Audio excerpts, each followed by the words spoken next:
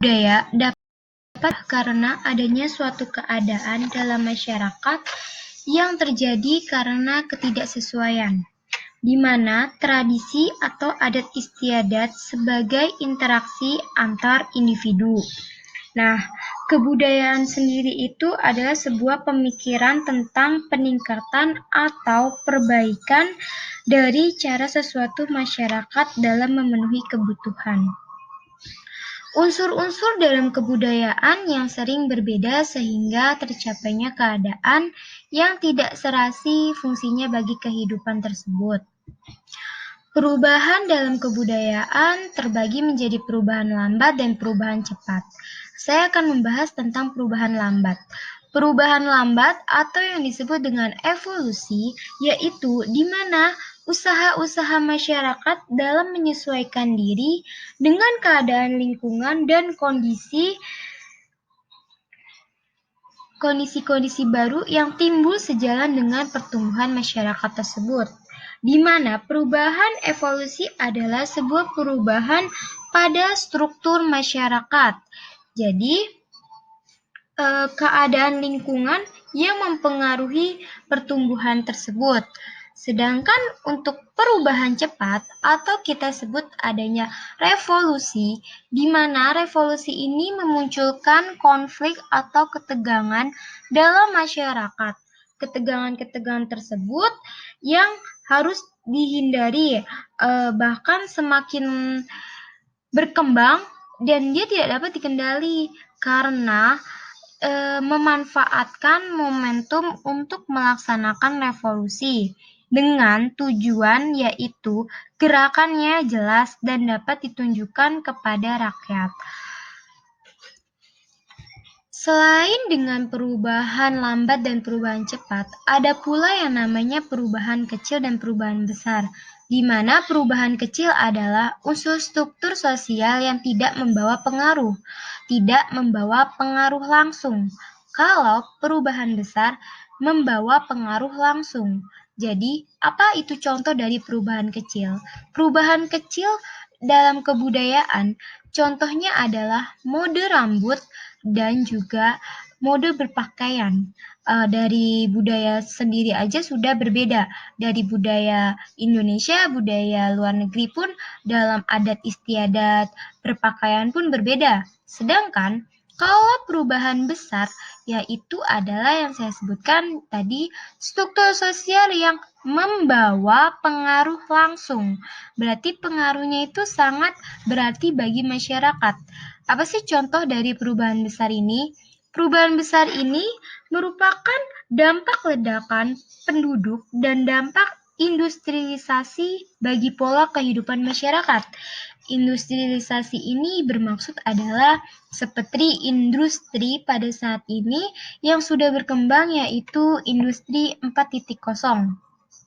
Dari industri 1.0 berevolusilah industri tersebut menjadi 2.0 yang awalnya sederhana maju lagi ke yang dipercepat dan industri 3.0 sehingga yang sekarang ini di era globalisasi saat ini adalah industri 4.0.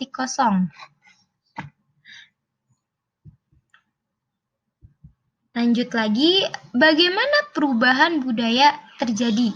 Nah, kalau di era globalisasi ada budaya yang sangat perubahannya lambat dan juga perubahannya cepat itu, bagaimana dengan perubahan yang terjadi di pada era globalisasi itu, yaitu merupakan penolakan ide baru yang mempunyai akibat dalam menghargai budaya tersebut. Nah, sebuah kebudayaan, sebuah perubahan budaya itu terjadi atau berkaitan dengan penerimaan cara budaya itu yang baru. Sehingga budaya yang ada itu cara hidupnya akan berkembang sehingga memiliki sebuah kelompok orang di kebanyakan gitu. Nah, Lanjut lagi, membahas tentang globalisasi. Kalau globalisasi saja,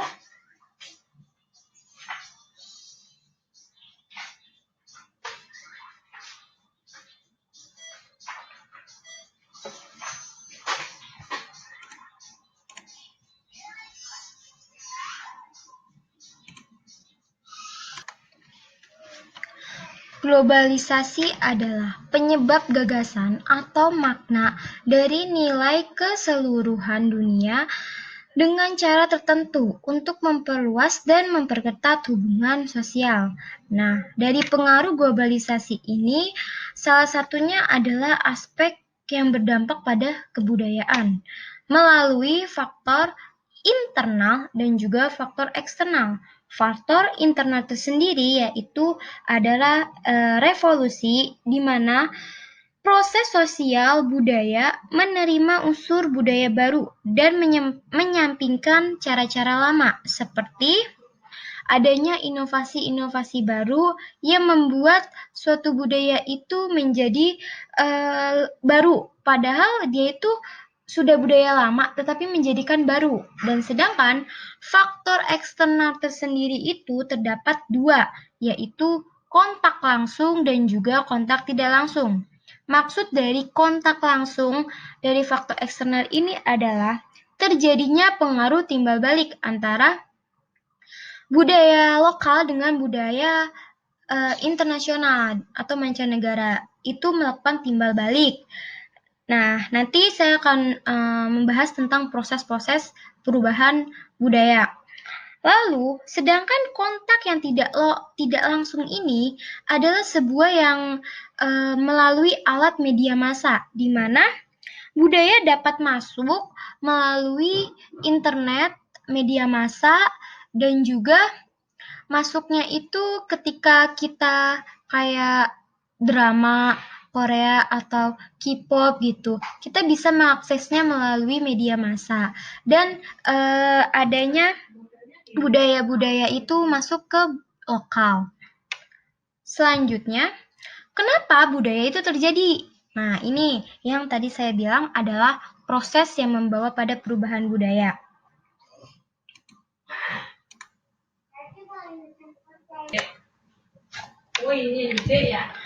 Lanjut kita ke prosesnya. Yang pertama adalah difusi, di mana difusi ini adalah penyebaran kebudayaan dari satu kelompok ke kelompok lain atau dari masyarakat ke masyarakat lainnya, yaitu proses penerimaan unsur kebudayaan tersebut oleh warga masyarakat yang bersangkutan.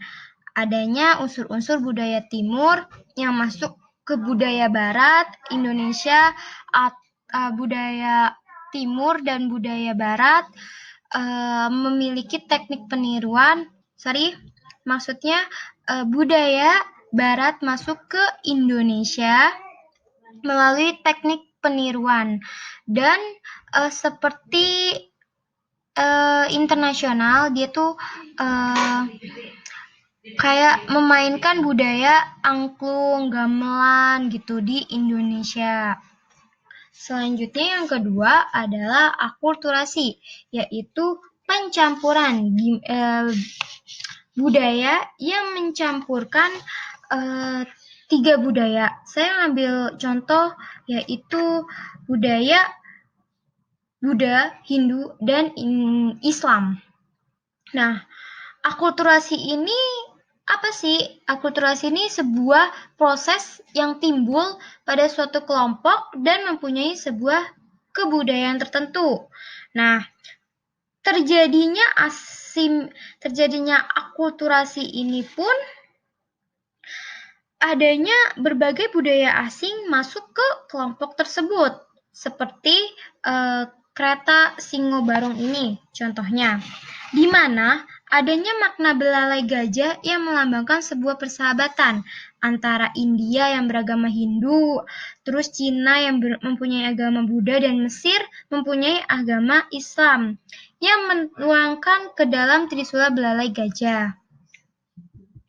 Yang ketiga adalah asimilasi, di mana adanya pembauran kebudayaan. Asimilasi tersebut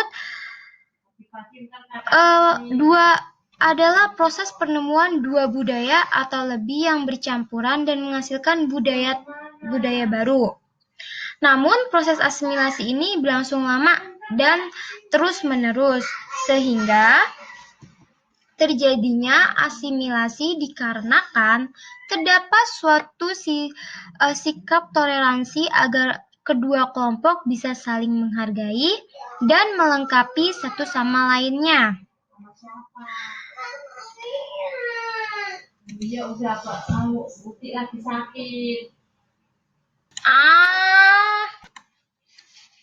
Oke, next, penyebaran budaya-budaya yaitu terhadap dari kebudayaan asing yang lambat laun diterima dan diolah ke dalam kebudayaan sendiri tanpa menghilangkan kebudayaan lokal. Seperti proses asimilasi ini adalah orang Jawa orang Padang, orang Aceh, orang Batak yang tinggal di Pulau Jawa, dan dia saling menghargai satu sama lain dan membuat kelompok dengan cara toleransi. Sehingga terjadilah suatu kerukunan, suatu kekompakan dari kelompok tersebut. Dan contoh asimilasi lainnya adalah musik Indonesia, di mana musik dangdut merupakan bagian dari asimilasi yang merupakan hasil penggabungan yang tadi saya bilang kalau asimilasi kita tuh penggabungan antara Melayu, Arab, terus juga India gitu. Selanjutnya yang terakhir adalah gegar budaya, di mana di gegar budaya ini sebuah ketidaksiapan menerima budaya baru pada kehidupan. Sifat individualisme adalah sifat yang mementingkan diri sendiri. Nah, cagar budaya ini bisa saja yang datang dari barat itu mengandung nilai-nilai tidak sesuai dengan budaya timur. Jadi, ada orang yang luar negeri, mancanegara, terus membawa budayanya ke Indonesia, lokal, budaya di timur, tapi tidak sesuai dengan budaya timur tersebut. Itulah terjadinya gegar budaya. Dan lambat laun, seperti contohnya aja, mahasiswa yang kuliah atau pelajar yang di luar negeri, dia tinggal beberapa pekan di sana, beberapa waktu, terus lama-kelamaan budaya timurnya itu sedikit demi sedikit dia seperti luntur dan mengikuti budaya barat.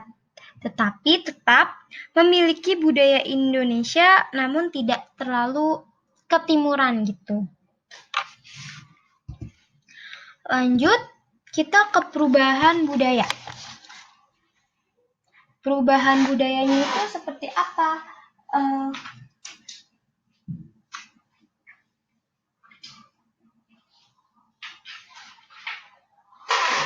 Di mana perubahan budaya adalah suatu masyarakat yang tidak dapat dipisahkan dari bahasa masyarakat itu sendiri. Seperti adanya kearifan lokal. Apa sih kearifan lokal itu? Kearifan lokal adalah di mana suatu masyarakat memiliki cara tersendiri yang udah dari turun menurun gitu ya. Terus generasi ke generasi dia turunin gitu. Dan udah memang budayanya dia gitu. Nah, budaya tersendiri itu juga ada yang namanya asimilasi e-government. E-government ini merupakan sebuah dari pemerintah gitu ya, di mana e-government itu diadopsi, digunakan, dan dirutinkan dalam pemerintahan. Nah, asimilasi tersendiri itu adalah tadi yaitu terdiri dari beberapa level. Levelnya yang pertama adalah rintisan, terkelola, tertransdasi, terstandarisasi, terus terukur, dan yang terakhir adalah keoptimuman. Bahwa E-government ini sangat penting diterapkan pada kondisi saat ini, yaitu yang tadi itu perubahan besar, di mana evolusi perubahan pada kebudayaan. Namun, kita tetap harus didukung dengan beberapa hal, yaitu adalah kekomitmenan diri sendiri dan juga kepemimpinan, termasuk dengan adanya budaya perusahaan. Nah, kita masuk ke budaya perusahaan. Saya akan membahas dengan apa sih contohnya dan dampaknya tuh kemana gitu, budaya itu kemana. Nah, salah satunya itu adalah budaya dalam perusahaan. Perusahaan itu memiliki budaya tersendiri untuk meningkatkan efektivitas kerja organisasi. Kalau perusahaan memiliki dampak yang baik, akan mempengaruhi jangka pendek maupun jangka panjang perusahaan tersebut. Dengan faktor-faktor budaya yang dapat dibentuk dalam perusahaan ada beberapa faktor, yaitu yang pertama adalah faktor komunikasi. Keefektifan dalam perusahaan mempunyai dampak yang positif untuk perusahaan tersebut adalah pola komunikasi, di mana pola komunikasi antara karyawan dan juga atasan itu komunikasinya baik, dan juga antara karyawan dengan karyawan yang lain juga komunikasinya baik dan juga tidak adanya keselisih pahaman keduanya. Dan yang kedua adalah motivasi, di mana kita selalu memiliki motivasi bekerja atau kinerja motivasi dalam perusahaan. Dalam kerja motivasi dapat membentuk sebuah kebudayaan perusahaan dengan cara uang lah, terus juga sejauh perusahaan dan lingkungan kerjanya gitu. Itu membuat kita motivasi terlalu bersemangat. Dan yang ketiga adalah karakteristik organisasi, di mana karakteristik organisasi mempengaruhi budaya perusahaan dengan cara tingkat hubungan personal yang berkelanjutan. Nah, tingkat otoritas juga yang mengambil sebuah keputusan, di mana kebebasan bertanggung jawab, terus juga proses komunikasi itu terjadi, itu sebuah karakteristik dari organisasi tersebut. Selanjutnya, itu proses administrasi. Perusahaan memiliki budaya atau kinerja administrasi berbeda-beda, manapun ya, perusahaan manapun, sehingga bagaimana sih dipandang berhasil dalam perusahaan? Perusahaan bisa dipandang berhasil dengan prestasinya, yaitu dengan cara kinerja-kinerja karyawan tersebut tergolong dengan baik. Lanjut, kita ke struktur organisasinya. Kalau sudah masuk ke administrasi, kita ke strukturnya. Bagaimana itu struktur dari organisasinya itu? Apakah mempengaruhi kebudayaan keperusahaan? Ya, masuk. Karena kebiasaan untuk menghindari sesuatu. Nah, sedangkan yang fleksibel aja mengharapkan ketidakpastian secara kreatif dan mandiri. Maksud dari kreatif dan mandiri itu ketika di dalam perusahaan memiliki karyawan yang sangat kreatif dan mandiri, terus memiliki bos atau atasan yang sangat kreatif gitu ya. Terus dia tuh mempengaruhi tuh kepada ke karyawan-karyawannya gitu. Sedangkan yang terakhir adalah gaya manajemen. Maksud dari gaya manajemen ini adalah sebuah proses perencanaan, mengorganisasi kegiatan memimpin serta pengadilan mencerminkan gaya manajemen. Maksud dari manajemen ini adalah di mana gayanya itu tuh ada yang harus direncanakan gitu. Tidak ini ada sangkut pautnya sama struktur. Kalau gaya manajemen dalam perusahaan itu tidak baik dan budaya perusahaan itu juga tidak akan efektif dan kinerja dari karyawan pun juga nanti akan mempengaruhi untuk ke perusahaan itu gitu. Selanjutnya, saya akan simpulkan dengan beberapa penjelasan kenapa budaya itu berubah. Budaya itu berubah karena terjadinya adanya ketidaksesuaian dalam masyarakat. Karena ada ketidaksesuaian itulah membuat masyarakat menjadikan sebuah keperbedaan, tidak ada keserasian dalam unsur-unsurnya. Dengan faktor internal atau faktor eksternal tadi, faktor internal dari dalam dan faktor eksternal dari luar yang mempengaruhi.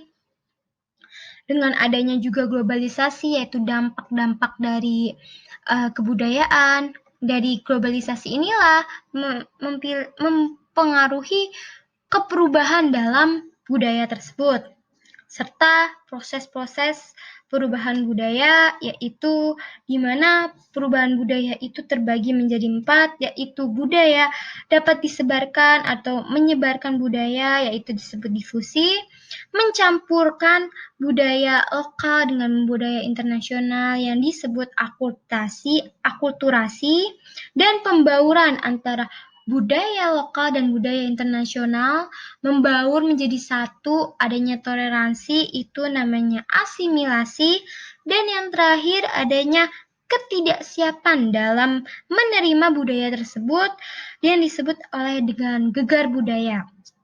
Lalu adanya egoisme di mana harusnya ada diadopsi, digunakan, dan dirutinkan dalam budaya tersebut. Lalu adanya contoh dari perubahan budaya, yaitu perubahan pada perusahaan melalui komunikasinya, bagaimana itu pasti berubah dari generasi ke generasi, bahkan juga tadi ada motivasi dan lain-lain. Bisa dilihat di slide sebelumnya. Kesimpulan dari presentasi kami ini saat ini seperti itu. Mohon maaf jika ada kesalahan dalam pengucapan atau pemahaman. Mohon kritik dan sarannya dipersilahkan. Terima kasih. Wassalamualaikum warahmatullahi wabarakatuh.